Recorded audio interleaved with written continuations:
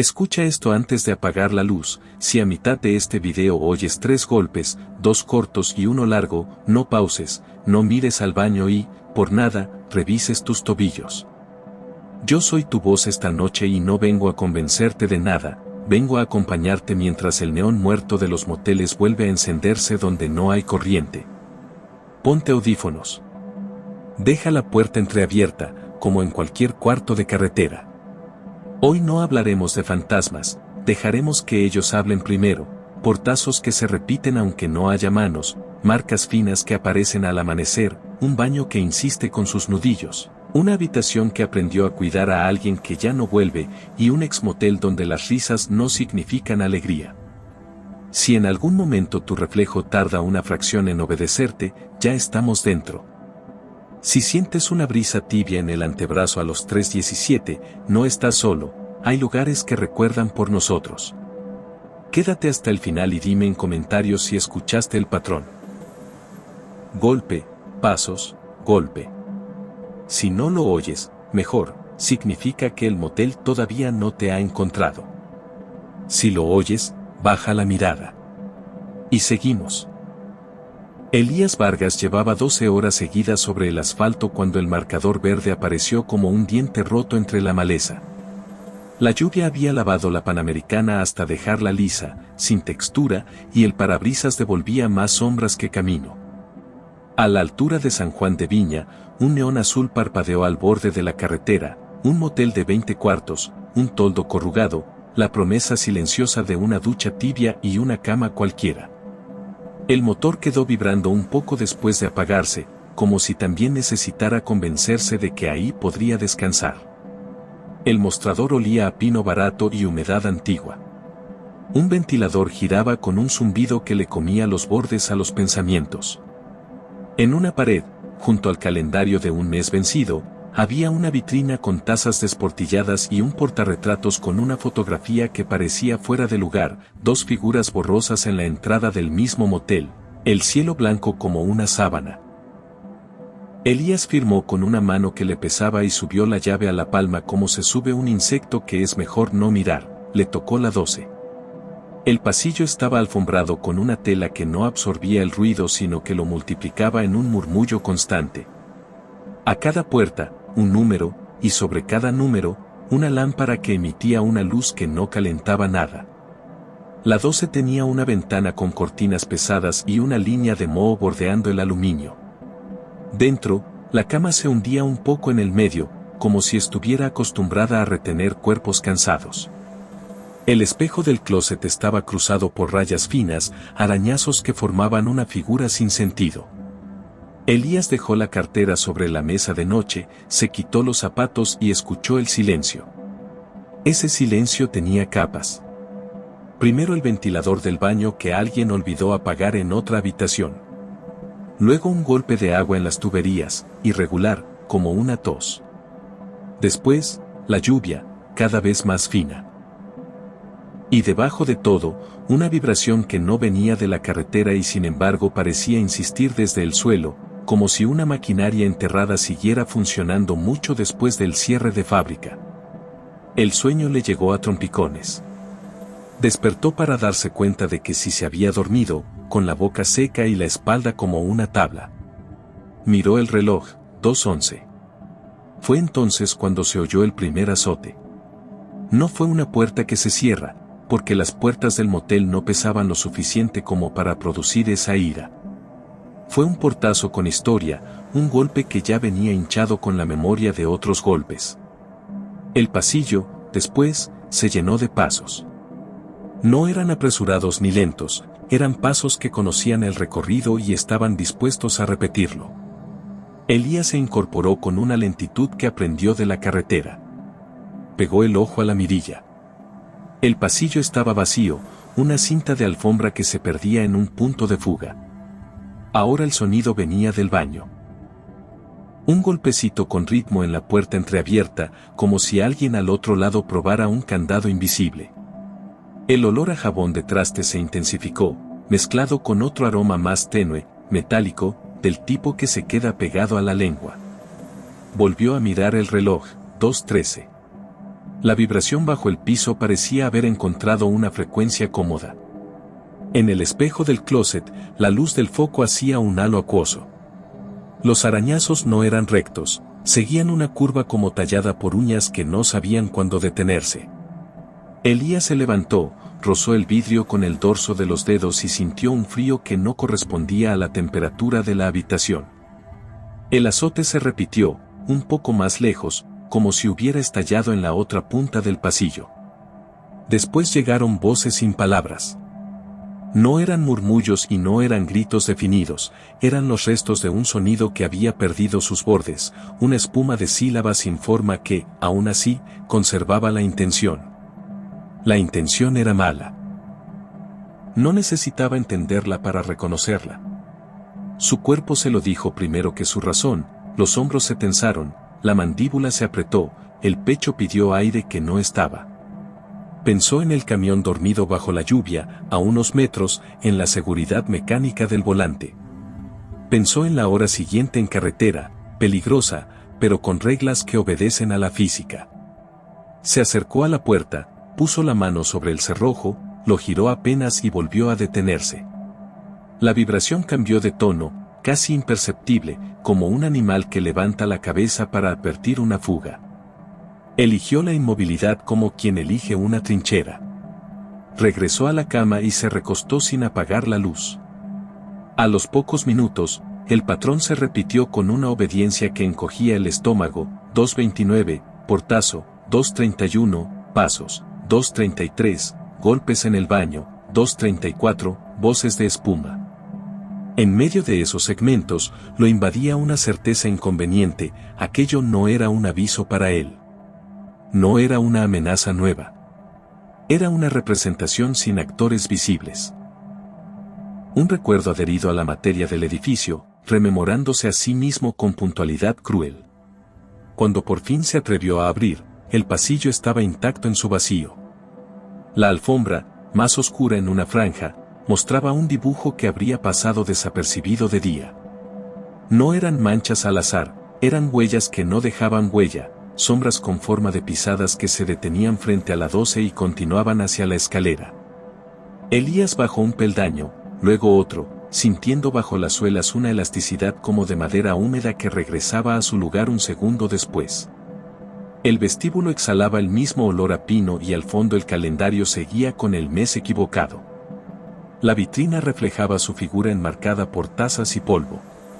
Miró la fotografía de la pareja en blanco y negro y notó algo que antes se le había escapado, un detalle minúsculo en los márgenes, una sombra que no correspondía a ninguno de los cuerpos, una borrosidad levantada como humo desde la puerta del cuarto 7. No supo por qué pensó en el número 7, pero un latido posterior confirmó que esa suposición había sido dictada desde afuera de sus pensamientos. Subió de nuevo. En el tramo final del pasillo, la lámpara parpadeó 3 veces y después dejó de molestarse. El foco de su habitación, sin embargo, permanecía firme, cónico, clavándole luz a la cama como si la estuviera siendo interrogada. El espejo del closet ya no parecía uno, parecía un charco vertical. En su profundidad, su rostro se estiraba apenas, con la clase de elongación que provoca mirar el vidrio curvo de una feria. No era grotesco, pero sí equivocado. Alzó una mano y vio cómo la del reflejo se atrasaba una fracción que no era error de la vista sino pacto roto con la lógica. El reloj marcó las 3:07 cuando la habitación respiró distinto. Fue un movimiento de aire real, una cachetada tenue a los vellos del brazo. El golpe de puerta sonó otra vez, más cerca. El baño, esta vez, respondió con un doblete. 2 toques suaves y luego un tercero con la impaciencia de quien ha agotado la cortesía. La alberca de sonido se desbordó. La intención mala ya no venía de afuera, estaba adentro, plantada en el rectángulo invisible entre la cama y el umbral. Elías se puso los zapatos sin atárselos. Guardó la cartera en el bolsillo trasero. Tomó la llave y pensó, por un instante, en dejarla en la mesa, como si ese gesto tuviera alguna importancia moral. La cerradura se resistió a ceder. Por un segundo, el cerrojo giró y luego se devolvió, como tomado desde el otro lado de las cosas. Un escalofrío muy viejo le recorrió la espalda. Forzó con el hombro, escuchó el quejido de la madera y finalmente la puerta se abrió en un ángulo suficiente para que el pasillo volviera a presentarse con su alfombra muda. No dio más de 4 pasos cuando el aire se volvió denso, acuoso, difícil de atravesar. Miró hacia el extremo lejano del corredor y creyó ver, no una figura, sino la marca que una figura deja en el mundo, el contorno de un peso en movimiento, un desplazamiento de partículas como las que levantan los autos al borde de las tolvaneras. Las lámparas se encendieron y se apagaron en secuencia, como si acompañaran un recorrido aprendido. Elías apretó la llave entre los dedos hasta sentir la punta morder la piel. Bajó las escaleras con una velocidad que no devolvió eco. La recepción lo recibió sin modificar su postura, el ventilador seguía, la vitrina impasible. Se detuvo frente a la puerta de salida y notó un detalle que antes no estaba. Sobre el mostrador, a un costado del libro de registro, había un recorte de periódico plastificado, con bordes amarillentos que el tiempo había intentado comer sin éxito. No necesitó leerlo.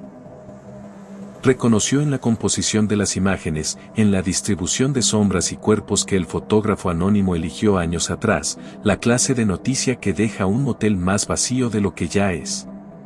Alguien había marcado la pieza con un círculo rojo alrededor de una hora exacta. La hora que el reloj de la 12 había enseñado con tanta puntualidad. La lluvia amainó como si quisiera apartarse para permitir la retirada. Cuando empujó la puerta de cristal, un golpe nuevo sacudió el pasillo de arriba. No fue una despedida. Fue la continuidad de una obra que seguiría con él o sin él sentado en la butaca. El camión lo esperaba bajo el toldo, los charcos mostraban, por un instante, un cielo plástico que no pertenecía a ninguna región. Encendió y dejó que el motor cantara su seguridad. Se incorporó a la carretera con la torpeza de quien despierta en un lugar prestado. Condujo 10 kilómetros con la mandíbula apretada, 20 con las manos húmedas de sudor, 30 con la sensación de que un segundo par de huellas estaba calcando el pedal del acelerador. Miró por el retrovisor.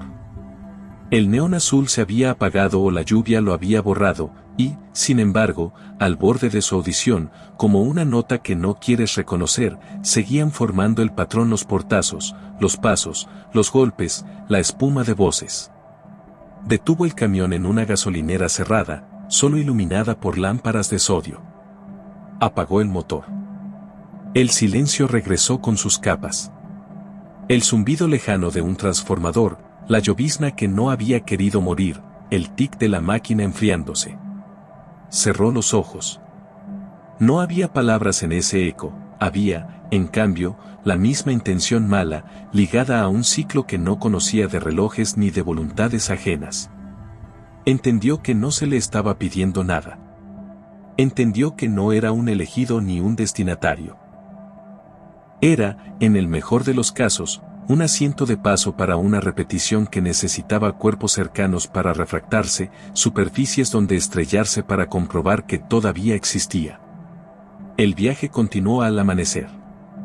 La luz devolvió al mundo su equilibrio vulgar y el parabrisas recogió insectos con la naturalidad de siempre. A mediodía, Elías se encontró contando, sin querer, los minutos entre los azotes que ya no sonaban. Se descubrió mirando los espejos cada vez que la autopista cruzaba bajo un puente. Al pasar por un pueblito cuya iglesia había perdido la pintura, distinguió en su costado un edificio de fachada larga y ventanas tapadas con tabiques. No era el motel, pero lo imitaba lo suficiente como para que el patrón volviera a dibujarse en su pecho. El siguiente descanso lo tomó en un paradero de tráileres, de esos que venden huevos con chile a cualquier hora. El comedor lucía alegre, con la televisión escupiendo deportes y un gato enroscado bajo la mesa de la esquina. Comió sin apetito. En el baño, las paredes parecían recién pintadas, aún así, sobre el azulejo blanco, alguien había apoyado una mano mojada que dejó 5 surcos que no correspondían a dedos. Se inclinó para mirar mejor. No eran marcas frescas, eran microarañazos en el esmalte, casi invisibles si no se miraba desde un ángulo específico. Pensó en el espejo de la 12 y su curva improbable.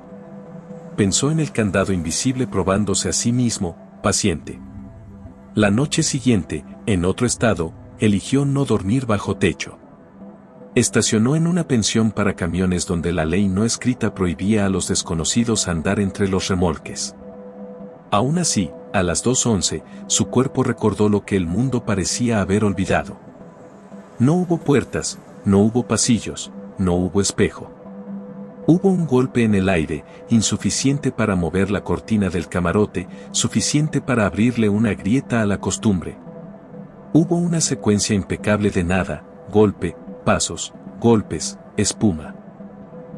La intención mala, sin embargo, llegó disminuida, como si necesitara paredes para fortalecerse, azulejos para devolverse en olas, cerrojos para medirse la arrogancia. Los días siguientes repitieron la coreografía con variaciones pequeñas, del mismo modo en que una canción cambia cuando se la escucha lejos. Elías dejó de contar, le bastaba con saber que, en algún punto de la madrugada, un recuerdo ajeno se iba a servir de su presencia para volver a existir. Cuando por fin decidió cruzar otra vez por Tacámbaro, lo hizo por necesidad de ruta y no por valentía. Llegó a San Juan de Viña una tarde calma, con el cielo partido en franjas. Donde había estado el neón azul, ahora solo había hierba alta y un letrero oxidado que ya no decía nada. Detuvo el camión al borde de la cinta asfáltica.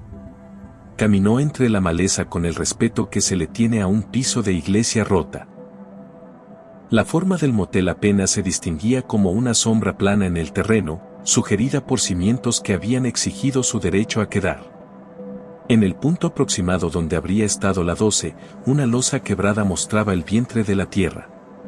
Elías se acuclilló y apoyó la mano. Sintió calor. No el calor del sol de agosto, sino otro, distinto, como si debajo siguiera encendida una resistencia que nadie supo desconectar. Regresó al camión sin apuro. Esa noche, en un hospedaje limpio y anodino a 100 kilómetros, el patrón dejó de buscarlo. Hubo portazos reales en el cuarto contiguo, voces con palabras que no le pertenecían, pasos con dueño. Lo que había estado pegado a él durante días eligió no manifestarse. La vibración de fábrica enterrada quedó atrás con el paisaje. Aún así, cada vez que duerme lejos de casa, a las 2:11, su cuerpo abre los ojos por costumbre. Cada vez que encara un espejo de closet, su reflejo tarda una fracción mínima en obedecerle. Cada vez que escucha una puerta con historia, la espalda se le eriza antes de que el sonido termine. El motel ya no está, pero la noche que se repite sigue encontrando a quien la escuche. No necesita edificios para continuar, le basta con un poco de luz mala, un camino largo, un cuerpo cansado dispuesto a prestarse. En ciertos puntos de la Panamericana, cuando hay neblina y los postes dibujan sombras dobles, uno puede jurar que huele a pino barato y a metal tibio. Uno puede jurar que oye una secuencia de golpes sin objeto. Uno puede jurar cualquier cosa. Lo que ocurre, con precisión de reloj roto, no necesita juramentos. Solo necesita la hora correcta. Solo necesita la memoria de un portazo, insistiendo en volver a ser. Si esta habitación te dejó escuchando el aire, deja una huella silenciosa, un like, y cuéntame en comentarios a qué minuto sentiste el primer golpe. Si quieres otra llave para el siguiente cuarto, suscríbete sin hacer ruido. Nadia Rivas eligió el motel por descarte, más cansancio que decisión. La carretera se estiraba plana hacia Mérida y la noche había caído densa, caliente, húmeda como una toalla que nadie exprime. En el retrovisor, el cielo no tenía estrellas, en el parabrisas, la lluvia era un rumor de agujas blandas. Un letrero de neón, medio fundido, reclamó atención con el nombre del lugar y una flecha que parecía señalar a ninguna parte. El estacionamiento ofrecía un mosaico de charcos donde los focos de sodio temblaban en ocre. Las habitaciones eran cajas de concreto con puertas de lámina y números pintados a mano. Era tarde. El cansancio era una piedra. La recepción olía a cloro y a fruta sobremadura. Un ventilador trabajaba en el techo con un clic constante en cada vuelta, como si contara la noche por partes. La encargada extendió una llave y una sonrisa administrativa. A un lado, una jarra con agua tibia esperaba a que alguien la tratara como un favor. Nadia firmó con letra corta y dejó que la memoria hiciera un registro mínimo: lugar, hora, techo. Había conducido demasiado, había postergado más de lo posible esa pausa, había ignorado su propio aviso de que el sueño se le iba a volver hostil si lo empujaba una hora más. La habitación 6 estaba revestida de azulejos color hueso con vetas grises, un aire acondicionado de ventana vibraba con una furia inútil, la cama tenía una colcha de flores de plástico y una sábana áspera que raspaba como lija fina. En el baño, el espejo ovalado presentaba un borde oxidado donde el metal había sangrado sobre el vidrio. Del plafón colgaba un foco sin pantalla, y su luz amarilla hacía sombras que se abrían como abanicos al menor movimiento. Se oían gecos cloqueando en la pared exterior, ese sonido de dedos pequeños juntándose, y de vez en cuando el golpe seco de un insecto grande contra el vidrio. El calor azotaba desde abajo, el suelo despedía un vapor mínimo que perfumaba todo de humedad antigua.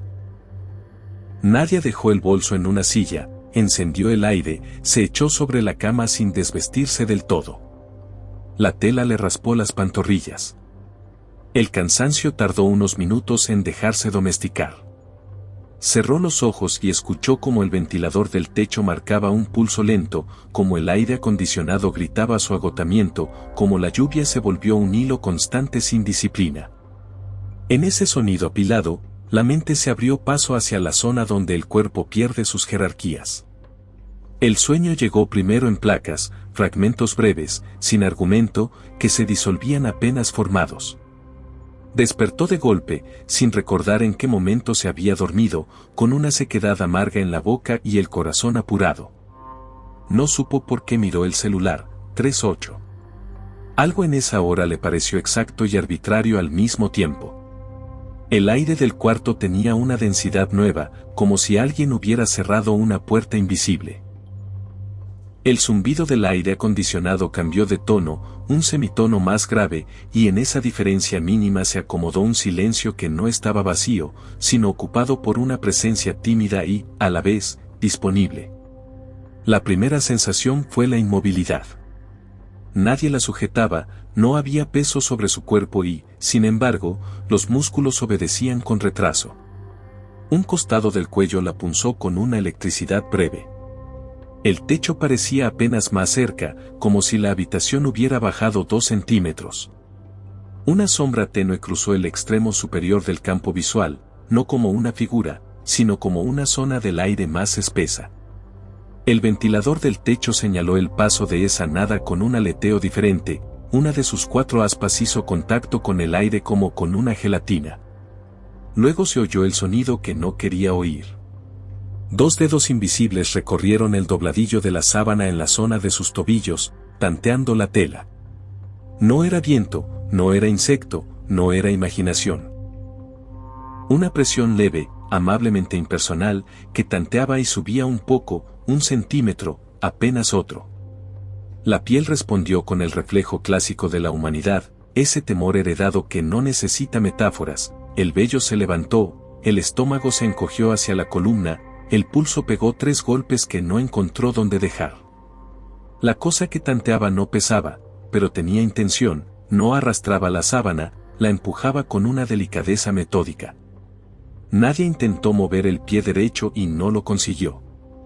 La inmovilidad no dolía, pero era humillante.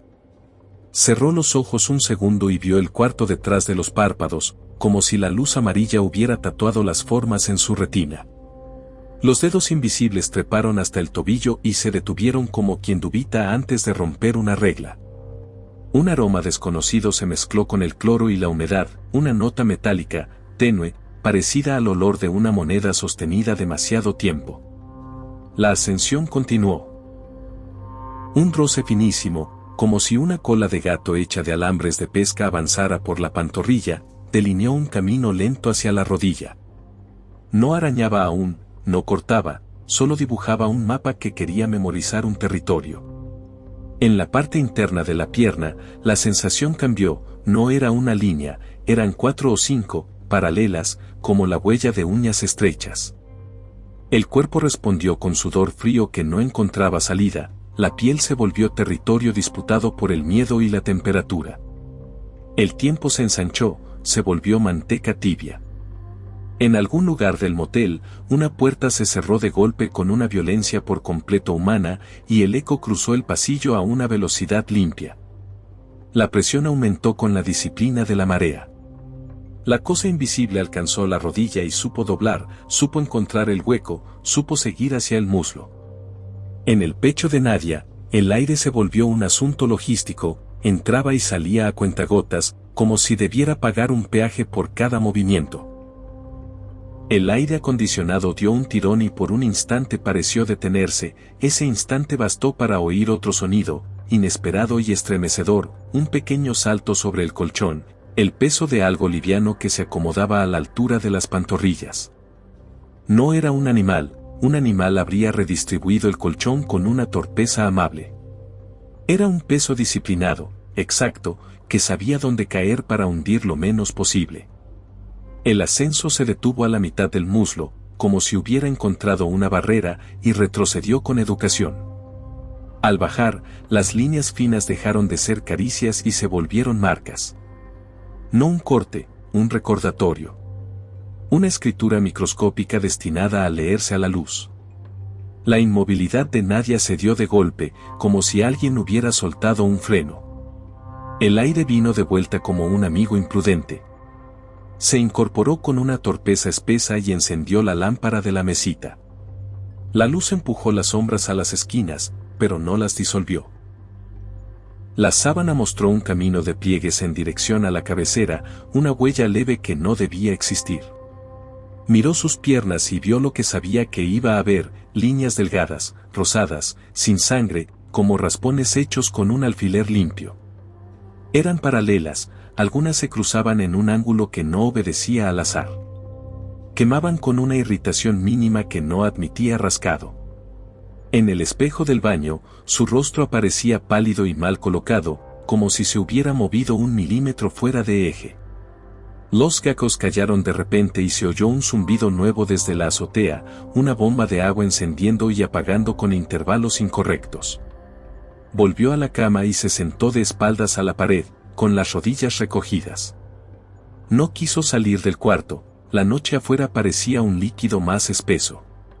El reloj del celular marcó las 3:21. La hora no avanzaba, giraba. El ventilador mantuvo su clic, clic, clic, un metrónomo que le imponía un orden falso al aire.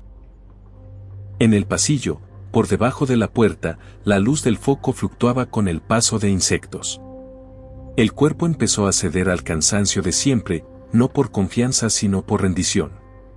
La cabeza le pesó hacia un costado, la mandíbula apretada, la espalda negándose a aflojar. La segunda inmovilidad llegó sin presentación, como una sombra que sabe entrar sin ser vista. Esta vez no vino desde los pies sino desde el pecho. No fue un peso, fue una prohibición. El cuerpo entero recibió una orden silenciosa de permanecer testigo. El aire no pudo pasar por un segundo que pareció una hora. Un zumbido agudo, ajeno a cualquier aparato, apareció cerca de su oído izquierdo, un sonido como el de una mosca encerrada en una campana de cristal. Las uñas invisibles no treparon, bajaron desde el cuello, un trazo único que cruzó la clavícula, curvó sobre la costilla y encontró la línea latente bajo la piel como si la guiara una brújula. La luz de la lámpara, encendida, empezó a bajar sin disminuir. No era menos luminosa, era más distante. La habitación se alargó como si alguien hubiera tirado de 2 esquinas. El foco desnudo colgó un poco más. Las paredes, recién pintadas de blanco sucio, se movieron hacia afuera como si respiraran. La sábana recogió una arruga en el centro, un cordón umbilical de tela que conectaba la cama con nada. Nadia cerró los ojos para no ver y la vio mejor, como si la visión correcta de lo invisible exigiera no mirar. El trazo descendió sobre su esternón y siguió una línea que ninguna mano con huesos habría podido dibujar con esa paciencia. Cuando la presión liberó el pecho, el aire entró como agua fría. El zumbido de la campana desapareció, en su lugar, volvió el ruido del motel, una tos en un cuarto vecino, el chorro de una regadera, un golpe de puerta con prisa, la carcajada lejana de alguien que no era feliz ni triste, solo despierto. La lámpara recuperó su distancia normal. La habitación volvió a su tamaño original con un suspiro de los muros que ella casi pudo oír. El foco del baño titiló 2 veces y se rindió. No intentó volver a dormir. La madrugada se instaló como una silla incómoda. Los minutos siguientes pasaron de a gotas, la mente se ató a objetos simples para no pensar en la cosa sin peso que la había visitado. La forma de las flores en la colcha ridícula. La grieta caprichosa en el azulejo junto al soplo. El borde del espejo oxidado, donde el metal dibujaba el mapa de una enfermedad. El olor persistente a moneda vieja anclado en la nariz. Cuando el cielo empezó a aclarar, no fue desde el ventanal sino desde los bordes del cuarto, la luz natural empujó a la luz eléctrica y la arrojó a la basura de la madrugada. El espejo devolvió la imagen de su cuello y su pecho con un rosado nuevo, líneas tenues que parecían hechas a regla y temblor. En la pantorrilla, algunas marcas se habían hundido un poco más, sin sangrar, como si hubieran recibido instrucciones al amanecer.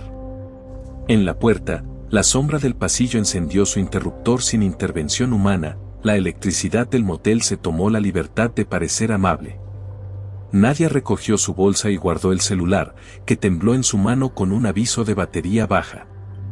El aire acondicionado, por primera vez, sopló algo parecido a fresco. Abrió y encontró el pasillo vacío, húmedo, con el suelo marcado por huellas antiguas que la noche había olvidado secar.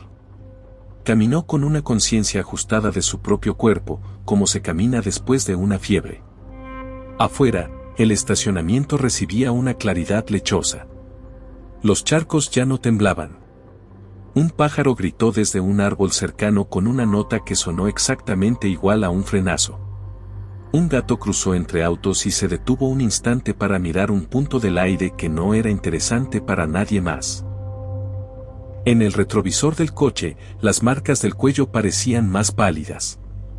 En las piernas, las líneas se multiplicaban a medida que la luz las buscaba. No aparecían nuevas, salían de su escondite. Al tomar la carretera, el mundo recuperó su cartografía habitual, señalamientos verdes, anuncios de comida, el olor del trópico pegado al asfalto.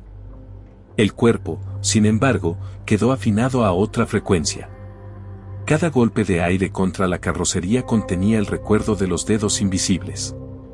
Cada sombra que cruzaba la autopista se parecía a una habitación alargándose un poco. La ciudad la recibió con su orden. Semáforos, calles rectas, el ruido con nombres.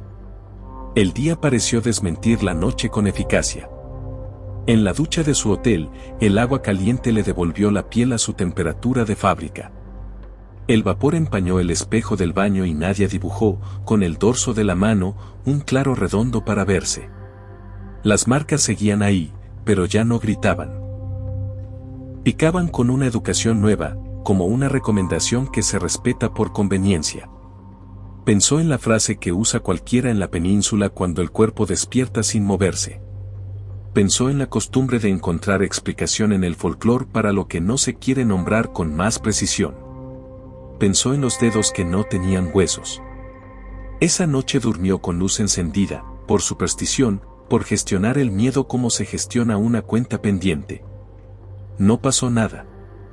El cuerpo, cansado a su modo, aceptó el descanso. A las 3:08, sin alarma, abrió los ojos con una obediencia que no había elegido. La habitación se mantuvo normal. El aire giró en su ciclo razonable. La sábana no se movió. Y, sin embargo, en la piel, exactamente en las rutas donde ya existían las marcas leves, una memoria muda se encendió como una cicatriz que aprendiera a recordar el cuchillo. No hubo presión, no hubo zumbido, no hubo sombra. Hubo una conciencia precisa de un contorno que ya había sido dibujado, un mapa que no exigía repetirse para estar presente. Durante días, al salir de bañarse, creyó ver, en la zona donde el agua se estancaba un segundo antes de irse por la coladera, un patrón hecho de remolinos que formaban líneas paralelas. En el espejo, con luz natural, a veces los rosados se volvían invisibles, a veces reaparecían como tinta simpática. Uno de los raspones, el más delgado, el que ocupaba el tercio inferior de la pantorrilla, empezó a mostrar una leve costra con el borde apenas oscuro, como si el tiempo se hubiera ralentizado sobre él. El resto se mantuvo como una escritura que no pretendía cicatrizar. Volvió a la carretera por trabajo. Evitó, sin pensarlo como una promesa, los moteles de paso. Prefería estaciones con demasiada luz, hoteles impersonales con alfombra limpia y agua filtrada. En algún punto, a la altura de un tramo recto donde el viento sacude la hierba en oleadas, una sombra cruzó frente a su coche a 1 metro del suelo, como una bolsa negra arrastrada por manos invisibles. No era peligrosa, era un gesto. El estómago respondió con su nudo heredado. La mente prefirió mirar hacia otro lado. El cuerpo mantuvo el registro con disciplina. Al regresar a Mérida, muchos días después, la ruta la condujo por el borde exterior de la ciudad, lejos del motel de paso, como si el mapa hiciera lo propio por instinto. El neón de tantos establecimientos competía sin gracia por la mirada del conductor nocturno. Los árboles sacudían su polvo pálido sobre la avenida. El calor, aún de madrugada, prometía una lluvia que no llegaría. En la esquina de una gasolinera inmóvil, un perro dormía enroscado, respirando con la paz de quien pertenece a otra especie de preocupaciones. La piel de Nadia ya no mostraba marcas visibles. Solo al tacto, con el índice recorriendo esas zonas donde la memoria se guarda en relieve, podía adivinar un cambio mínimo en la textura, como si la epidermis hubiera quedado con la simpatía de un papel carbónico. A las 3:08, semanas después, en cualquier sitio donde durmiera, el cuerpo insistía en abrir los ojos por un segundo. No pasaba nada. Esa fue la herencia más inquietante, la regularidad sin consecuencia, el calendario secreto grabado en la fisiología. No hubo moraleja. El motel siguió existiendo para otros, con la misma colcha de flores de plástico y los geckos atendiendo su negocio. La encargada volvió a extender llaves con sonrisa administrativa. El ventilador continuó midiendo el aire con su clic obstinado. La cosa sin peso, la intención sin forma, la educación de unas uñas demasiado finas, se limitó a seguir su propio horario, en espera de otra piel dispuesta por accidente. Las marcas de Nadia, cuando quieren, vuelven por minutos bajo cierta luz, como tinta que no decide retirarse del todo. Nadie las nota salvo ella. Y en esa intimidad, sin testigos, reside lo más inquietante, la certeza de que hay experiencias diseñadas para no convertirse en historias hasta que el cuerpo aprende a escribirlas. La noche no dijo nada, no dejó símbolos, no exigió culpa. Solo eligió una hora y un lugar para ensayar sus dedos invisibles sobre una superficie que aún recuerda. Raúl Mendiola eligió el motel como se elige una orilla cuando el río ya no permite nadar. La Panamericana se estiraba tensa a la altura de Fresnillo, castigada por un viento que llegaba desde la nada y regresaba sin novedad. El reloj del tablero marcó 22:47. El neón quebrado de un anuncio tembló sobre charcos delgados, el estacionamiento olía a polvo mojado y gasolina vieja. Una hilera de puertas con números pintados a mano prometía lo de siempre, agua tibia, un colchón sin preguntas, un techo capaz de detener el cielo por unas horas. La recepción estaba iluminada por un fluorescente que zumbaba con hambre. Sobre el mostrador, un bolígrafo atado con hilo y una libreta de cuadros se llevaban el turno de registrar cansancio. La llave que le dieron pesaba más que el metal, arrastraba nocturnidades ajenas. Habitación 14. El pasillo tenía alfombra de lana barata que no silenciaba nada, multiplicaba en sus fibras cada paso como un murmullo permanente. Afuera, un perro ladró sin convicción.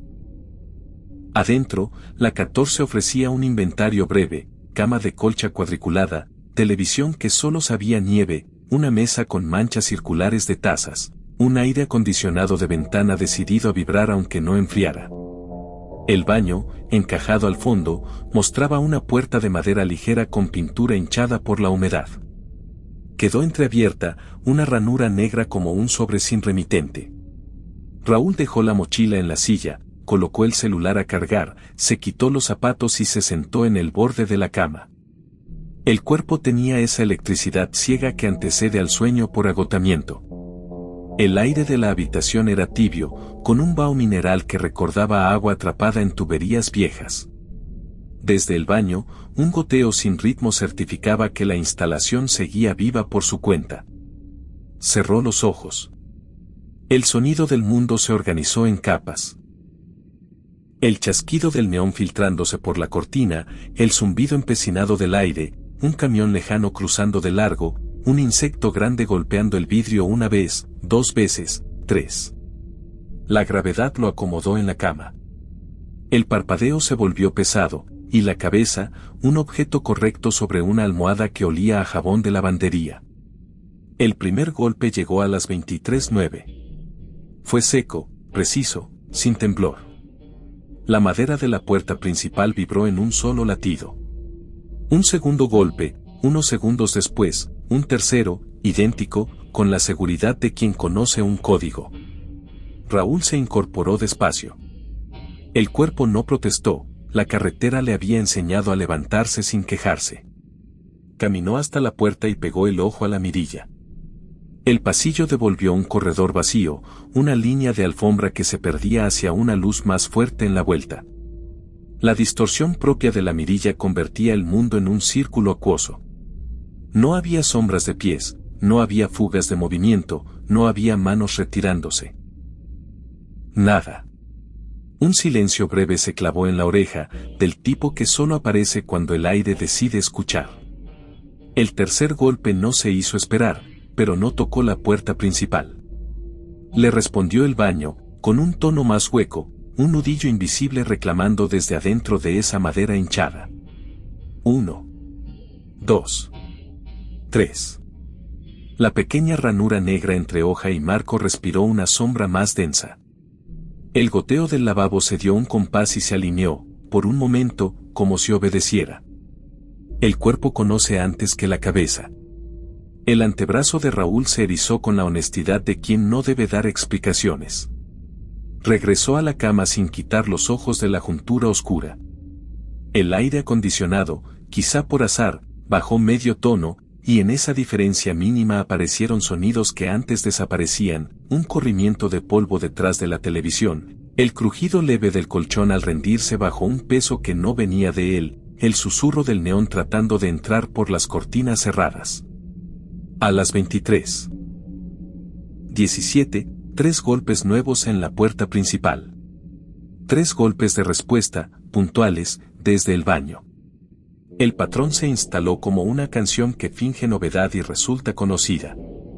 La manija del baño tintineó un poco, no por giro, sino por una vibración reconocible en las manos que han sostenido llaves. La banda de luz debajo de la puerta no cambió de tamaño, siguió siendo una línea de claridad cansada recortando la negrura. El pasillo seguía vacío desde la mirilla. La alfombra, vista a través del ojo de pez, parecía un campo bajo viento, ondulante. El número 12, 2 puertas a la izquierda, lucía una esquina del marco astillada. La lámpara del techo, justo enfrente, parpadeó sin perder la vida. Ningún sonido de pasos, ningún roce de tela, ningún aliento accidental traicionado por el eco. Nada. El regreso al centro de la habitación convirtió el baño en escenario. La ranura, apenas un hilo negro, convocaba la vista por resorte. A las 23:23, los golpes cambiaron de coreografía. En la puerta principal, 2 impactos cortos y uno largo. En el baño, idéntico, 2 cortos, uno largo. No había variación de fuerza, había cálculo. La madera devolvía un timbre antiguo, de puerta vieja, y al final de cada serie, el goteo posponía una gota, como si se negara a interrumpir. El olor se modificó sin aviso. El cloro gastado de la colcha se dio lugar a otro aroma tenue, ferruginoso y limpio, el perfume de agua que ha viajado demasiado rato por lo mismo. El aire se volvió más denso a la altura de las rodillas, como si el cuarto recordara una inundación y la imitara con mala memoria. La colcha dibujó una arruga perpendicular a la cama, sin causa aparente. La sombra detrás de la puerta del baño, una sombra que no caía desde ningún objeto identificable, se hizo un matiz más profunda. A las 23:31, el picaporte del baño giró un tercio de vuelta con la suavidad de alguien que evita hacer ruido. No hubo avance del ángulo de la puerta. Solo un roce de metal contra metal, y el regreso, lento, a su posición. La madera hinchada emitió un quejido apretado, el sonido íntimo de una fibra aguantando. El espejo ovalado del lavabo, apenas visible desde la cama, devolvió una imagen deformada de marco y cerámica. Allí dentro, la puerta del baño parecía completamente cerrada, aunque en la realidad hubiera un dedo de separación. La contradicción se clavó en la lengua como un sabor. Raúl puso los pies en el suelo. El piso estaba frío en manchas específicas, calientes en otras, como si bajo el cemento corrieran ríos distintos. La maleta quedó a la altura de su mano sin que la tocara. El cuerpo sabía dónde estaban las cosas. A las 23:34, los 3 golpes del baño cambiaron a uno solo, profundo, aplastado contra el corazón del material. La puerta principal se mantuvo en silencio, pero la cadena vibró una vez, levemente, con la indecisión de un insecto pegado a metal. Abrió el closet para buscar algo que no necesitaba. El espejo interior tenía rayas paralelas que no había notado, se dirían borraduras de uñas finas. Su reflejo parecía bien colocado, salvo por un desfasaje mínimo en la altura del hombro derecho, como si la imagen respirara con otro pulmón. Cerró sin pensar en cerrar. La ranura del baño siguió siendo línea en la periferia del ojo. Medianoche. La televisión lanzó una pantalla gris y un hilo de estática sin voluntad. En la habitación contigua, alguien dejó caer un objeto que rodó por el piso hasta chocar con pared de yeso. El perro del estacionamiento cambió de tono, se volvió más fino. Una moto cruzó el frente y, por un instante, los faros levantaron sombras diagonales bajo la puerta de la 14. El baño respondió con una serie distinta, 5 golpes pequeños, como de nudillos impacientes, que terminaron con uno más pesado que se quedó vibrando en los huesos. La respiración se administró por turnos. Entraba, salía, dudaba. El aire acondicionado tosió, intermitente, y por esa fisura se coló un silencio limpio que permitió oír otra cosa, una gota cayendo en un charco, no en la pileta de cerámica, sino sobre una superficie blanda. El olor a agua viajera se volvió un poco más claro. La banda de luz debajo de la puerta del baño se dibujó por un momento como si pasara una sombra por detrás, una interrupción sin figura, la evidencia de un movimiento que evitó definirse. En el borde inferior de la puerta, justo donde la pintura se abulta, aparecieron 4 líneas breves, verticales, húmedas, que no penetraron la madera, solo la oscurecieron como si una mano mojada hubiera apoyado 4 dedos y los retirara de inmediato. No había huella de palma. Solo dedos. Paralelos. Demasiado juntos. La llave de la habitación pesó de repente lo suficiente como para obligar a tomar una decisión. A las 07, Raúl metió en la mochila lo esencial: cartera, teléfono, llaves del camión. Las manos trabajaron con eficiencia de rutina. El cuerpo parecía actuar según instrucciones viejas. La cadena de la puerta corrió con un ruido breve. La mirilla, último consuelo de lógica, devolvió el mismo pasillo imperturbable, ese mundo que, visto a través de un ojo prestado, parecía siempre a punto de admitir una variación y nunca la concedía. Abrió. El corredor estaba vacío. Olía a humedad retenida y desinfectante barato. Las lámparas, equidistantes, dibujaban charcos de luz donde los insectos se debatían con una alegría triste. El número 14 quedó abierto a su espalda como una boca que no quiere cerrar. Desde dentro, el baño golpeó una vez más, con una contundencia que resonó en el marco de la puerta principal y luego en el pasillo, un eco desobediente que traicionó la geometría del lugar.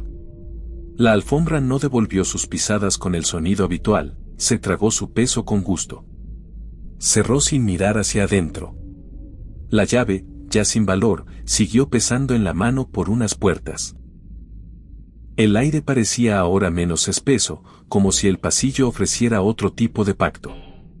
Doblando hacia la recepción, el fluorescente masticó moscas invisibles en su zumbido. Un calendario atrasado insistía en un mes que ya se había ido. En el estacionamiento, la noche había dejado de moverse. El motor del camión despertó sin lujo. Los faros capturaron por un segundo las ondulaciones de la colcha dentro de la 14 a través de la cortina mal cerrada. Una sombra, tal vez la de él mismo al pasar, se estiró contra la pared como si quisiera alcanzar el baño. El portón del motel se abrió con un chirrido más largo que la distancia. El camino, afuera, devolvió su promesa de reglas claras, líneas blancas, señales que brillan con pintura fresca, la disciplina simple de avanzar. A los 2 kilómetros, el cuerpo empezó a creer que la lógica había recuperado el mando. A los 5, un golpe pequeño, sin origen, sonó en la parte trasera de la cabina, justo detrás de la oreja izquierda. Uno solo, seco, idéntico al lenguaje que había aprendido en el cuarto. A los 8, 2 golpes cortos y uno largo en la guantera, sin que la tapa se moviera. El parabrisas devolvió los destellos lejanos de un tráiler, y por un momento, el camino se pareció a un pasillo. Se detuvo en una gasolinera cerrada, encendida por lámparas altas que imitan el día. El aire afuera tenía otro peso, era más frío, más útil. Apagó el motor y escuchó. Nada. El silencio recobró sus capas normales, el crujido del metal enfriándose, el viento con su modulación pobre, el rumor lejano de una carretera que nunca se vacía. El cuerpo aceptó ese silencio como quien acepta una manta ligera. Adentro, una máquina de refrescos palpitaba con intervalos regulares, un corazón de plástico imitando propósito. La madrugada dio paso a un azul casi negro en el horizonte. La línea se iluminó como si alguien hubiera encendido un dime allá lejos. Raúl volvió a la ruta con una atención limpia, atento a los signos ordinarios que salvan la vida. El primer poblado apareció con su iglesia pintada, su plaza que ya conocía el día. La sensación de piso firme regresó por capas, como todos los regresos. Ese día trabajó con la normalidad que finge la memoria. Comió a la hora en un sitio donde el aceite tiene costumbres. El baño del comedor olía a cloro nuevo y a limón. En el azulejo, al nivel de la rodilla, 4 líneas muy tenues interrumpían el brillo, como si alguien hubiera apoyado unos dedos mojados y se hubieran secado antes de ser limpiados. Nadie pareció verlas. Nadie pareció necesitar verlas. El espejo devolvió su rostro con el hombro derecho en su sitio. Con los días, la noche dejó de replicar los golpes en la cabina. La disciplina corporal que lo había puesto en alerta a una hora precisa se aflojó. Fresnillo quedó atrás como un nombre más en la lista de trayectos. Aún así, cada vez que empujó una puerta de baño entreabierta en cualquier lugar, el cuerpo recordó sin pedir permiso. Y esa memoria bastó para enderezarle la espalda, para tomar aire como si faltara, para mover la mano con la delicadeza de quien sabe que hay leyes que no necesitan testigos. El motel junto a la Panamericana siguió abriendo sus cuartos al cansancio de otros. La habitación 14 continuó existiendo entre el fluorescente de la recepción y el perro resignado del estacionamiento. La puerta del baño mantuvo su ranura como si una sola noche pudiera sostener una grieta en el tiempo. A ciertas horas, el goteo errático se ordenó con disciplina ajena, los nudillos invisibles reclamaron su turno y la madera devolvió el idioma de los golpes con fidelidad de caja acústica. A veces basta 1 centímetro de oscuridad entre puerta y marco para que el mundo decida practicar otra geometría. A veces el sonido más simple, 3 impactos contra una fibra, es suficiente para que la lógica ceda un asiento sin escándalo. A veces, al salir de un cuarto cualquiera, el cuerpo sabe que no se va del todo y que algo quedará mirando desde la rendija, no por maldad, sino por costumbre. La carretera exige aprender a convivir con hábitos ajenos. El sueño reclama sus cuotas. La noche, cuando quiere, insiste. Y el baño, en ciertos lugares, no sabe dejar de llamar. Si el patrón, 2 toques y 1 largo, también te alcanzó desde tus audífonos, deja un like silencioso y escribe no abro en comentarios con el minuto exacto. Si quieres otra llave para el próximo cuarto, suscríbete sin hacer ruido. Irene Calderón aprendió muy pronto que el trabajo en un motel no empieza con la limpieza, sino con el inventario de ausencias. En Tabasco, la humedad hace que todo parezca recién usado, sábanas que nunca terminan de secarse, espejos que adoptan nieblas ajenas, paredes que transpiran como si recordaran a todos. El portallaves de la recepción colgaba sobre una pared verde agua y, a media mañana, ya le pesaba como una promesa. Ella empujaba el carrito cromado por los pasillos largos, llenos de ecos, con la certeza de que cada habitación exigía su pequeño pacto. La 309 estaba al final del corredor más fresco, donde el aire del río se metía por una grieta discreta. No era distinta a las otras, pero conservaba una manera de interrumpir los ruidos. En la 309, los ventiladores de techo giraban con un zumbido que parecía recitar algo sin lenguaje, el foco del baño no parpadeaba igual que en las demás. La colcha de flores de plástico caía con una gravedad distinta. Nadie lo mencionaba, porque el silencio era, en ese lugar, un método de trabajo. Irene lo aprendió en una semana y lo confirmó en un mes, sin necesidad de que nadie lo dijera en voz alta. La ciudad quedaba lejos, detrás de charcos que la lluvia volvía ríos por capricho.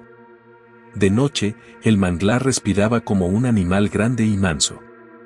El motel, de fachadas recién pintadas, sobrevivía en una línea de carretera donde los camiones meten un rumor grave que se queda pegado al esternón. La lavandería cumplía su propio turno con agua tibia y olor a cloro. Las toallas nunca quedaban del todo blancas, las sábanas crujían con ese brillo de hospital que a veces asusta, los cubrecamas guardaban la memoria táctil de cada espalda. Irene empujaba, doblaba, sacudía, enjuagaba. En la 309, alisar la sábana implicaba planchar también un pliegue invisible que siempre aparecía a medianoche, como si un cuerpo pequeño se hubiera enrollado en ese sitio, a la altura del muslo de una persona adulta.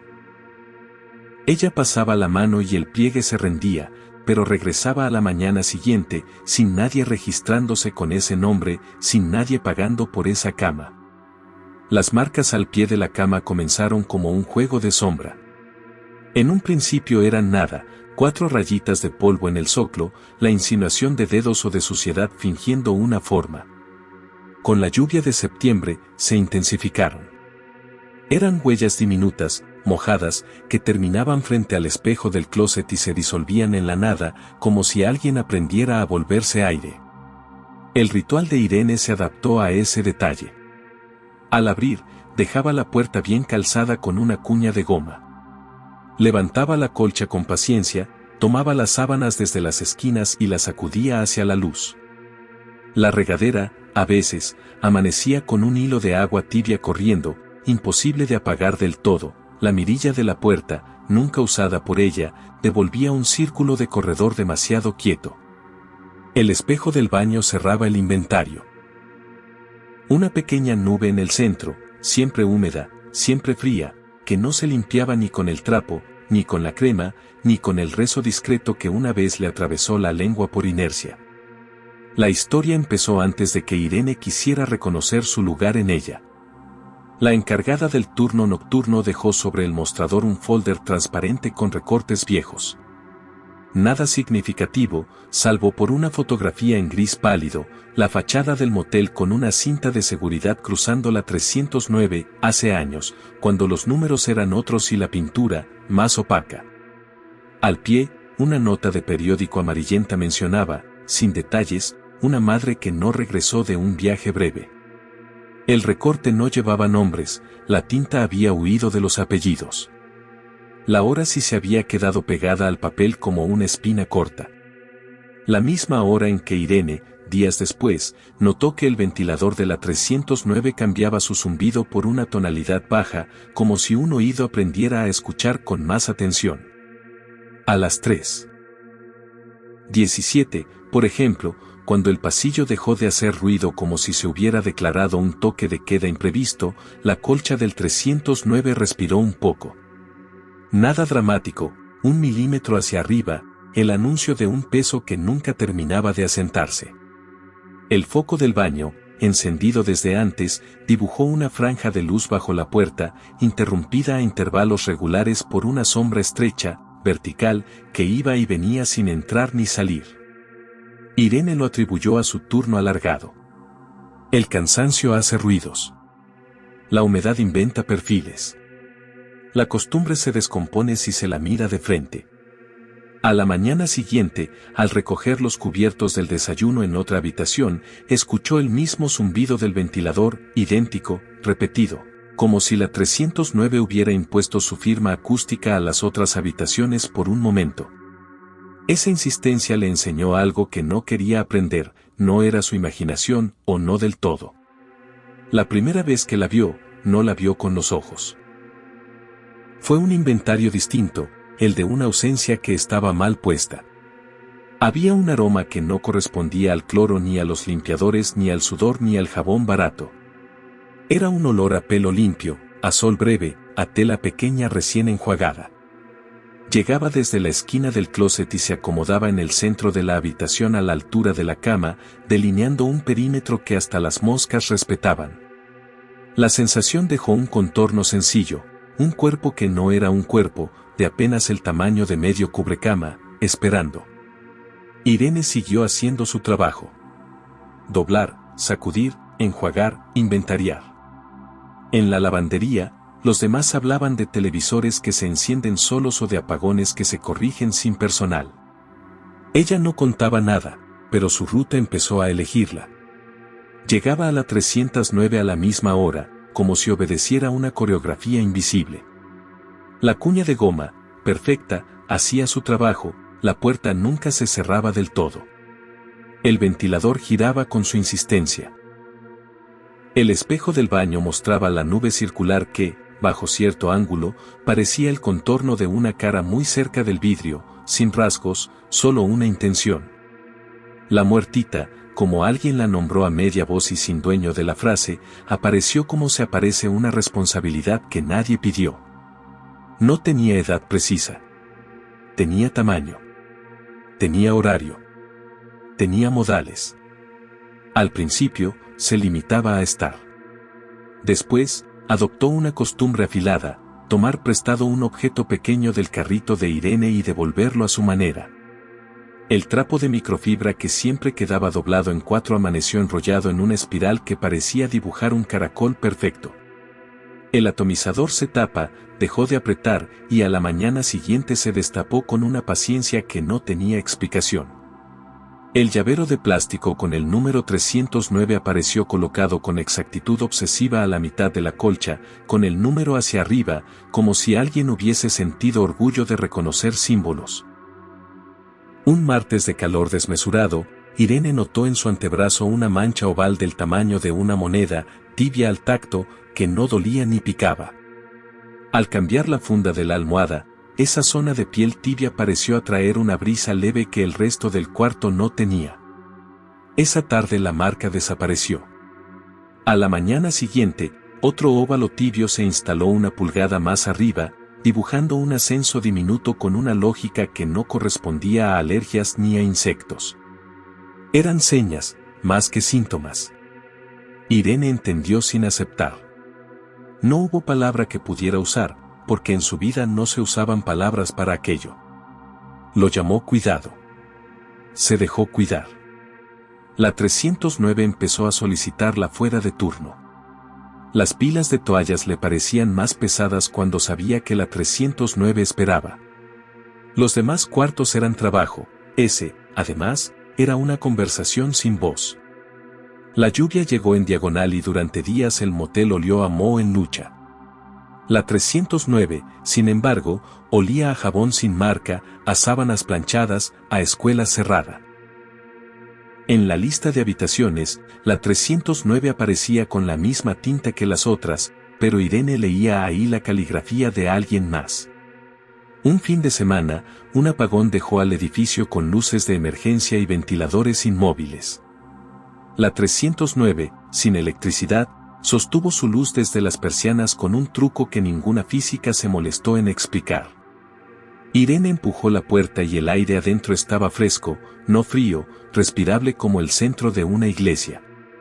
En el baño, el espejo se había secado por primera vez desde que ella recordara, dejando en el vidrio, por apenas un minuto, la marca de una mano pequeña en el borde inferior, 5 dedos anchos de humedad que se evaporaron ante sus ojos. La mano no pedía, anunciaba. El inventario de ausencias de Irene, desde entonces, comenzó con otra ausencia.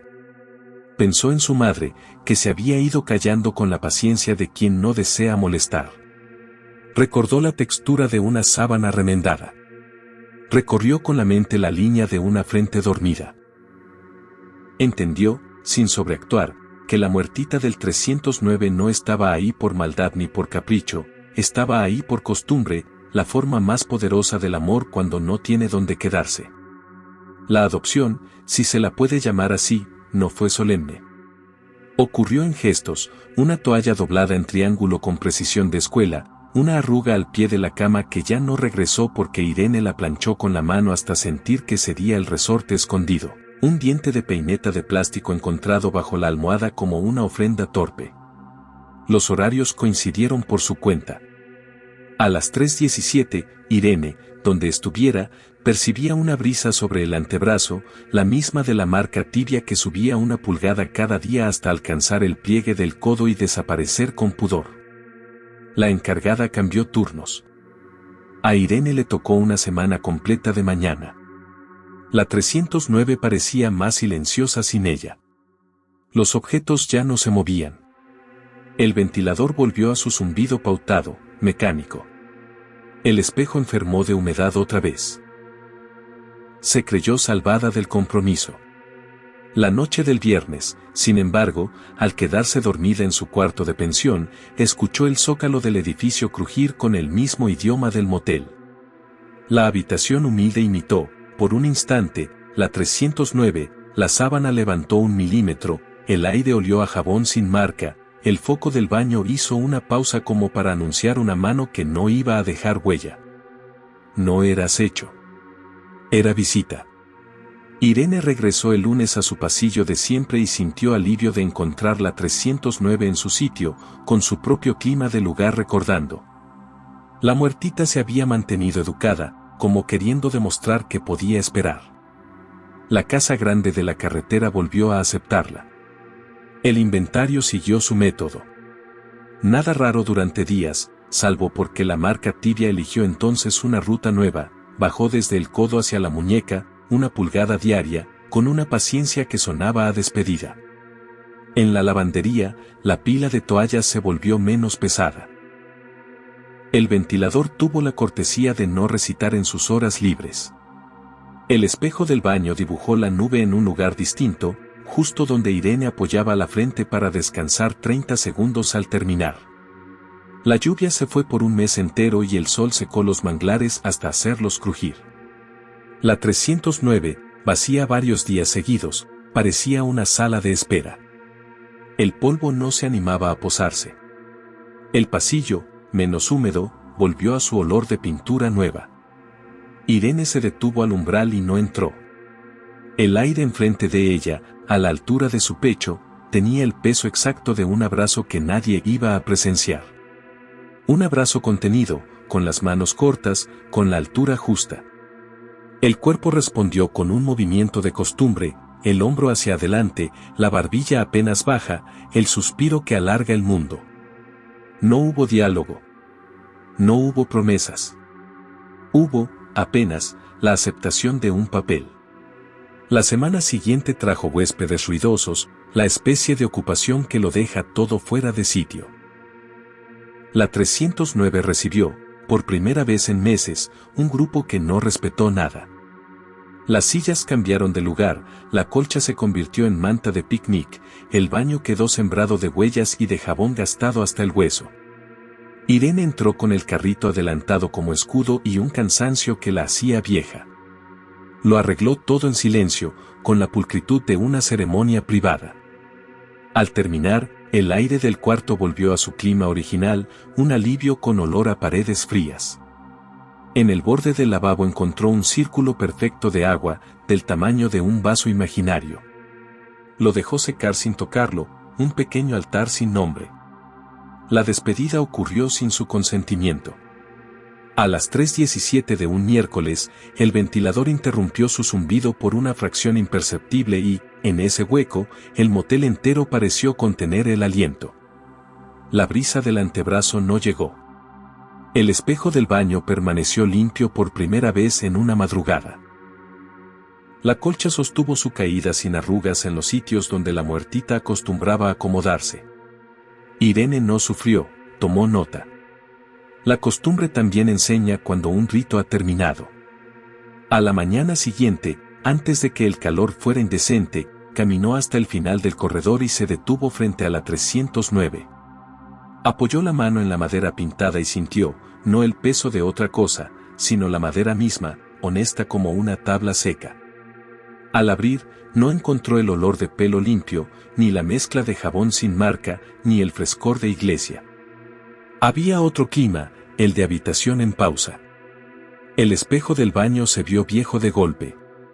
El ventilador fue solo máquina.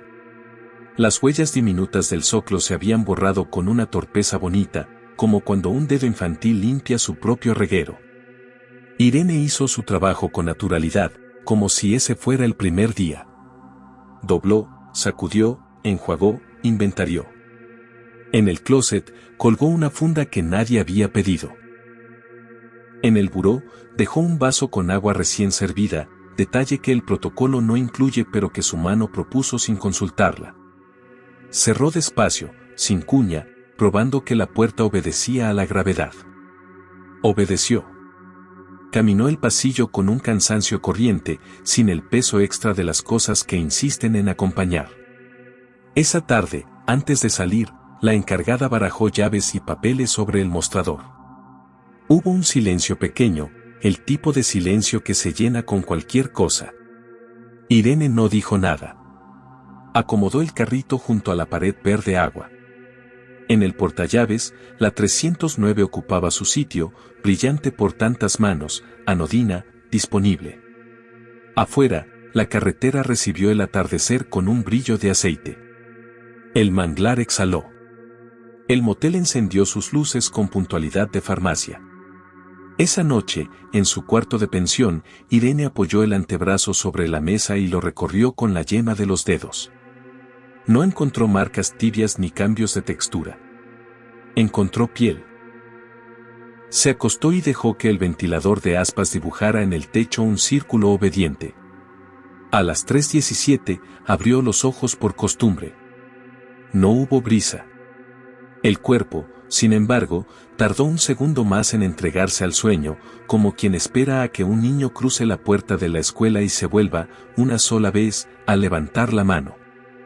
En el motel, la 309 siguió su trabajo normal, recibir, dejar ir, respirar el río sin verse. De vez en cuando, a la hora menos dramática, una cámara de seguridad parpadeó sin motivo, un foco lanzó un destello limpio, una toalla apareció doblada con un triángulo discreto que nadie aplaudió. No era advertencia. No era amenaza. Era el hábito residual de una presencia educada que decidió dejar a Irene con algo mejor que el miedo, una forma de cuidar objetos para que no se sientan solos. En los inventarios de ausencias, ese aprendizaje vale más que cualquier relato. Las habitaciones aprenden de quienes las atienden. Algunas, como la 309, guardan la costumbre de una niña sin cita. Alguien, bajo cierto clima, reconocerá el perfume breve de pelo limpio y pensará en sus propias pérdidas. Alguien, al planchar una sábana con la palma, sentirá ceder una resistencia minúscula, como si el mundo, por una vez, adoptara la suavidad exacta. Y al final del pasillo, allá donde el aire del río corrige la temperatura, el zumbido del ventilador seguirá recitando sin lenguaje, por si a alguien le sirve de arrullo. Aldo Beltrán manejaba con el cansancio ajustado al cuerpo como una prótesis, la carretera a Chapala estirada a esa hora en que los camiones se repliegan y los coches locales se vuelven sombras puntuales. La silueta de un rótulo sin luz cortó el horizonte, letras faltantes, tubos viejos, la promesa rota de un nombre que alguna vez brilló demasiado.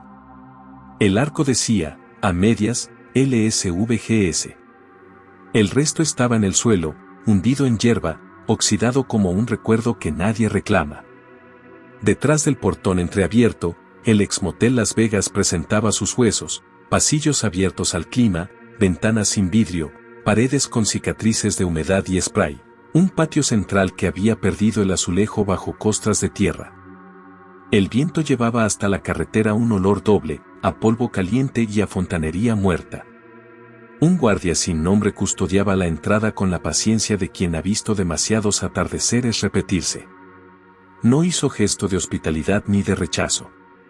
Aldo no buscaba dormir. Buscaba sonido. La maleta con sus grabadoras y micrófonos parecía un animal tranquilo a sus pies. No era primera vez que entraba a sitios donde la arquitectura ya no sirve para vivir pero insiste en existir. Había aprendido que cada ruina tiene su tono. Las iglesias expulsan aire frío desde el piso.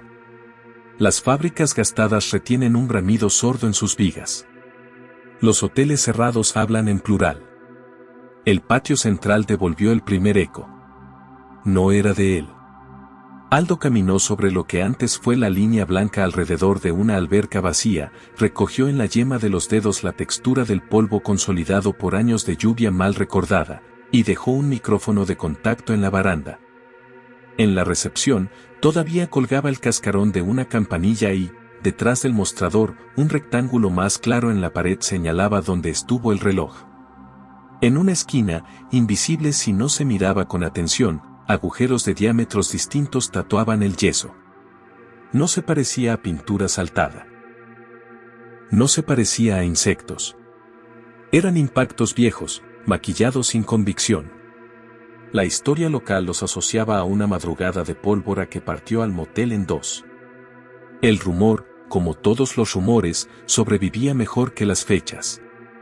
Aldo encendió la primera grabadora y dejó el nivel bajo.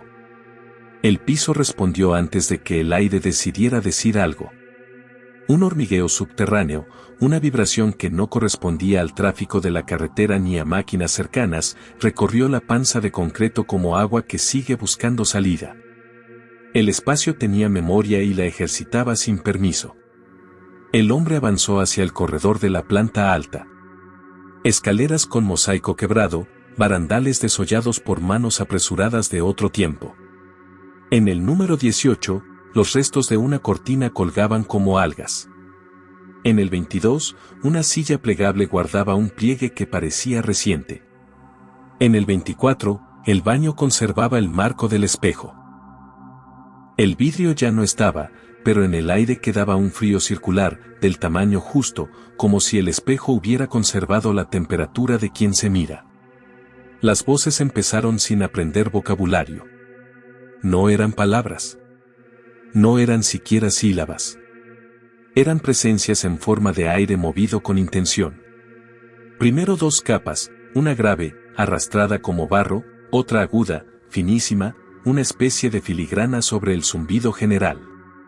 Luego una tercera, intermitente, que aparecía por intervalos de 7, saliendo desde un hueco de escalera, montándose al resto y ausentándose con exactitud, como si obedeciera a un reloj que ya no existía.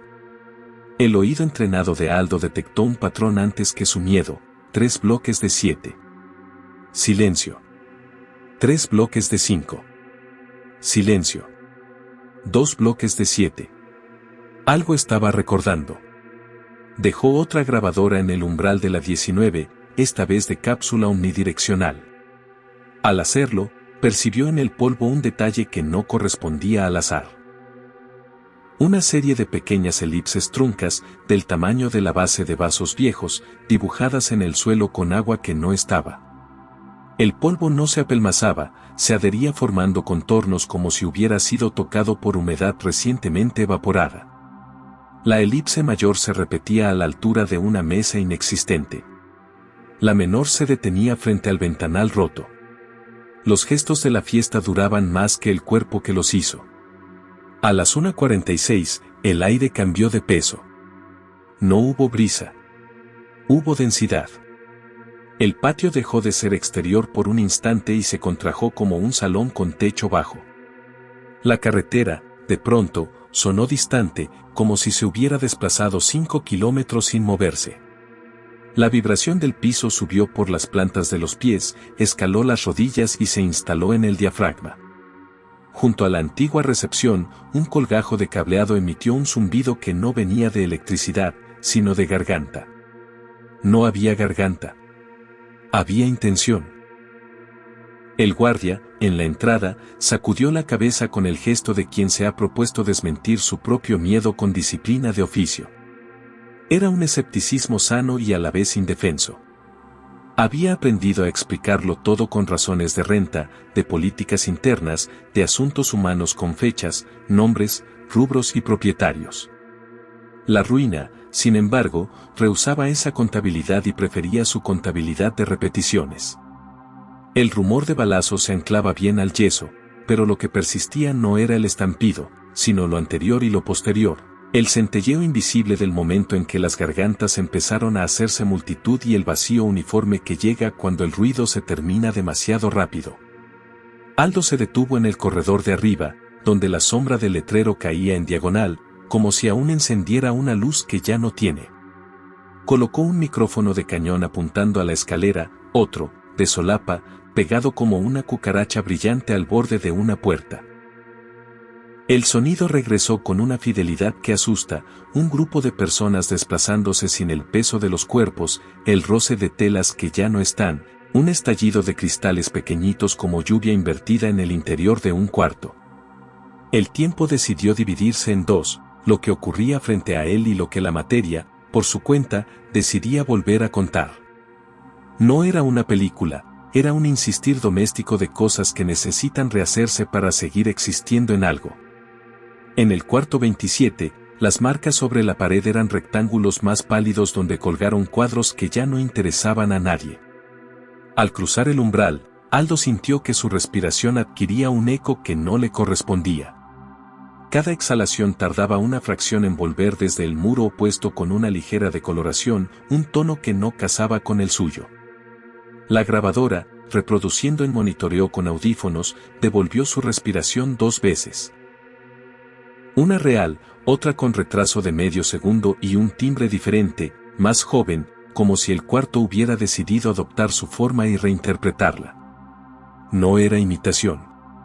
Era apropiación. El hombre bajó. El patio central parecía más ancho a la 1:58, dispuesto a una amplitud rara, como si necesitara espacio para organizar un evento que no iba a ocurrir. En el costado norte, justo donde el mosaico se había perdido por completo, la vibración del piso se aceleró hasta convertirse en una especie de tambor de baja frecuencia. Sobre esa percusión, la capa aguda creció a niveles incómodos, un hilo finísimo de sonido tan alto que desaparecía en el umbral del oído pero dejaba una náusea limpia entrando por la raíz de la lengua. La combinación produjo mareo breve y claridad intensa, el tipo de lucidez que agarra de la solapa. Aldo pensó en la madrugada que había partido al motel. El rumor decía que fue una escena rápida, fea, inútil, de esas que el barrio archiva como lección sin conclusión. El guardia, por su parte, sostenía el expediente de los desacuerdos legales, de la renta, de las clausuras administrativas. El sonido, sin embargo, ofrecía otra historia, una noche repetida, no por sangre ni por papeles, sino por costumbre de multitud. Era como si el edificio hubiera aprendido a reunir gente con solo recordar el calor de la aglomeración, el peso de muchas respiraciones cruzándose, el aire espesándose de perfume barato y sudor viejo, música baja de televisión mal ajustada, vasos apoyados con descuido, carcajadas que no significan alegría. Ese clima es pegajoso. Ese clima sabe volver.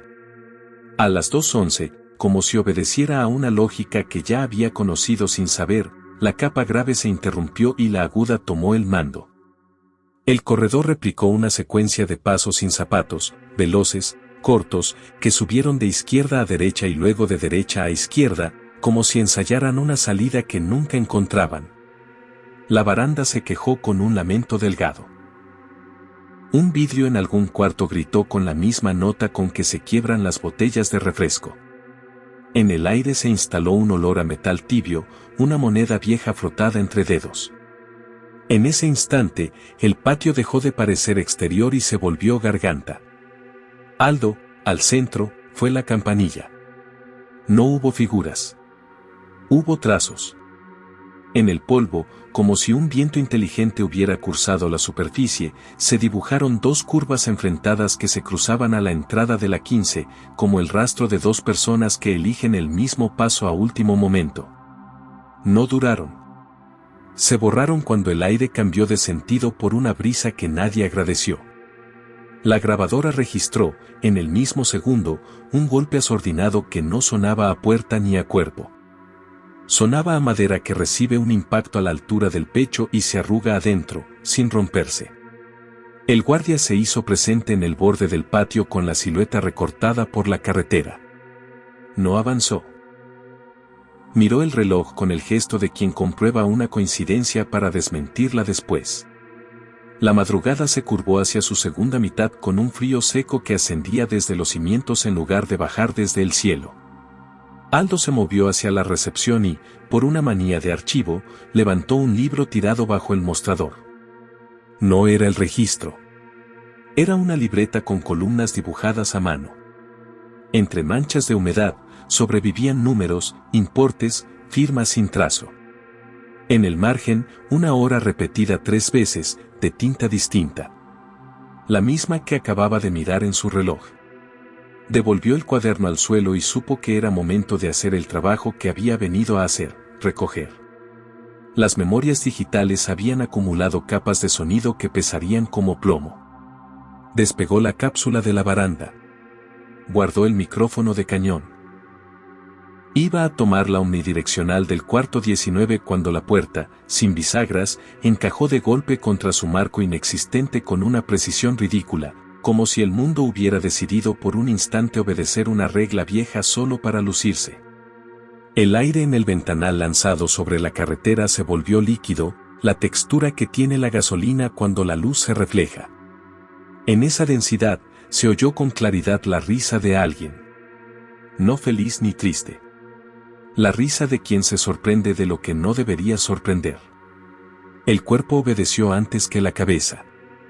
Aldo recogió lo suyo con una rudeza que no le era propia y caminó hacia la salida con la dignidad que deja el miedo cuando no quiere convertirse en derrota. El guardia hizo a un lado la sombra, sin preguntar nada que no fuera necesario. La noche afuera tenía un orden de autopista que se agradece, líneas, señales, distancias. El exmotel quedó atrás como un rectángulo oscuro sin mensaje. En el retrovisor, el arco con letras faltantes pareció recomponerse por un segundo, solo porque el coche dio un brinco sobre un bache y el movimiento inventó persistencias.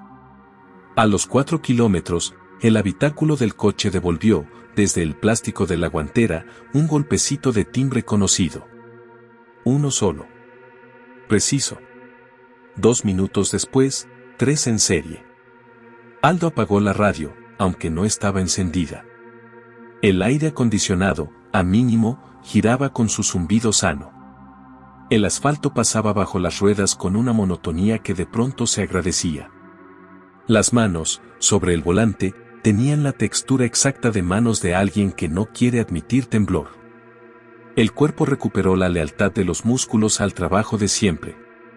En casa, días después, revisó el material. Las pantallas fueron franjas de silencio y montañas de ruido. El software dibujó picos donde no debía haber picos, valles donde no correspondían valles.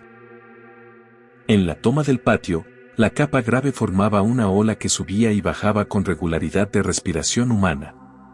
Sobre esa ola, aparecían microestallidos en escalera, como los aplausos contenidos de una multitud que todavía no decide si se va. En los bordes del espectro, descendía y subía un hilo que cortaba el aire como un cuchillo sin filo, dejando un brillo metálico que se adhiere a la lengua cuando uno prueba una batería con la punta de los dientes. No había palabras en ninguna pista. Y, sin embargo, el cerebro, al escucharlas varias veces, empezó a inventarlas. El oído hace eso cuando quiere. El oído inventa para poder ponerle nombre a lo que no le conviene entender. La madrugada, en su casa, no se dejó corregir por la rutina. A las 1:46, el refrigerador cambió de tono con la misma docilidad con que el patio había cambiado de tamaño. A las 2:11, un mueble desistió de crujir y dejó en su lugar un silencio lleno de cosas. A las 2:19, la pantalla del ordenador, apagada, devolvió por un segundo un reflejo que no era suyo. En los audífonos, aunque no reprodujera nada, aún vivía el hilo de alta frecuencia como un zumbido que se acerca sin afán y se sienta en el borde del oído como un gato delgado. No era persecución. Era adherencia. Aldo volvió al exmotel un atardecer, semanas después, ya sin ganas de probar valentías. La carretera seguía en su sitio. El arco seguía mutilado. El guardia, con menos paciencia en la mirada, sostenía la misma teoría de siempre sin necesidad de enunciarla: aquí no hay nada. El patio conservaba su respiración de cosa que no ha aprendido a morirse. El resto era como antes, como si el tiempo hubiese decidido que la ruina tiene derecho a ser tal y no haría concesiones dramáticas. El hombre caminó hasta el centro y dejó, sin encender, una de sus grabadoras sobre el borde de la alberca. No quería más material. Quería dejar algo que no fuera suyo. La noche se encendió en orden. El camino firmó el cielo con autos anónimos. El manguito de aire del lago empujó el polvo hacia ninguna parte. El exmotel Las Vegas, educado en su propia persistencia, reanudó su hábito de voces sin diccionario justo cuando la hora preferida se acomodó en los relojes del barrio. No era una lección. No era una amenaza. Era una manera de quedar. Los edificios que alojaron muchas vidas en poco espacio no aprenden a olvidar con facilidad. Prefieren hablar de fondo. Prefieren enseñarle al aire a repetir sin palabras. A veces, en el audio limpio de un cuarto que no tiene historia, se cuela el mismo hilo agudo, la filigrana minúscula de un murmullo que no necesita significado para ser real. A veces, el yeso de una pared cualquiera guarda rectángulos más pálidos que no vienen de cuadros retirados, sino de noches ajenas que insisten. A veces, en el borde de la conciencia, una risa sin alegría ni tristeza hace su ensayo y se retira con educación. En esos momentos, lo mejor no es preguntar. Lo mejor es aceptar que hay lugares que aprendieron a hablar y que no se han dado cuenta de que ya no queda nadie escuchando. El exmotel continúa junto a la carretera, con sus letras perdidas y su patio que respira. Las voces que no aprendieron a irse siguen practicando su idioma de aire. No buscan convencer. No buscan asustar. Buscan, apenas, persistir.